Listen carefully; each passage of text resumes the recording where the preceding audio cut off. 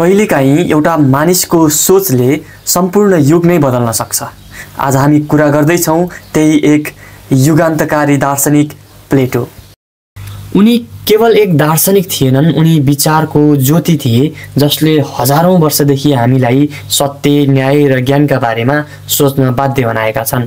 प्लेटोको जन्म ईस्वी पूर्व 427 तिर ग्रिसको राजधानी एथेन्समा भयो। उनको वास्तविक नाम थियो अरिस्टोक्लेस, तर बलियो शरीर र खेल प्रेमका कारण उनलाई प्लेटो अर्थात् चौडा कन्द भएको भनेर बोलाइन्थ्यो। उनका बुवा राजनीतिमा सक्रिय थिए र आमा एक प्रभावशाली परिवारकी सदस्य थिइन्। त्यसैले प्लेटोको बाल्यकाल एक समृद्ध परिवारमा बित्यो जहाँ शिक्षा, कला र दर्शनको राम्रो वातावरण थियो। सुक्रातसँगको पहिलो भेटले प्लेटोको जीवनमा यस्तो मोड ल्यायो जहाँबाट उनले केवल सोच्न होइन, संसारलाई बदल्ने सपना देख्न थाले। तर दुःखको कुरा, संसारले सत्य स्वीकारेन। सुक्रातलाई मृत्यु दिइयो। प्लेटो चकित भए। अब उनले कलम समात्ने निर्णय गरे, विचार मार्फत न्यायको युद्ध लड्ने निर्णय गरे।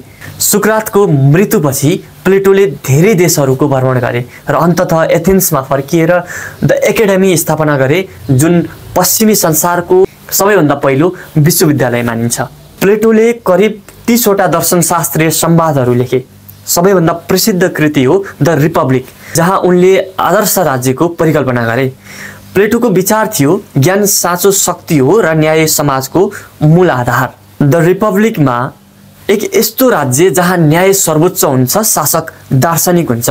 प्लेटोले भन्थे वास्तविक संसार त्यो होइन जुन आँखाले देखिन्छ, वास्तविक संसार त विचारको संसार हो। उनले आत्मा, प्रेम, तर्क र राज्यबारे गहिरो संवाद लेखे जसले आजसम्म पनि मानिसहरूलाई सोच्न बाध्य बनाउँछ।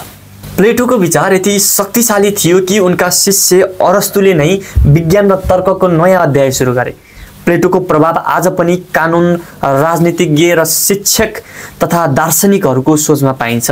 साँचो अर्थमा उनी दार्शनिकहरूको पितामह थिए।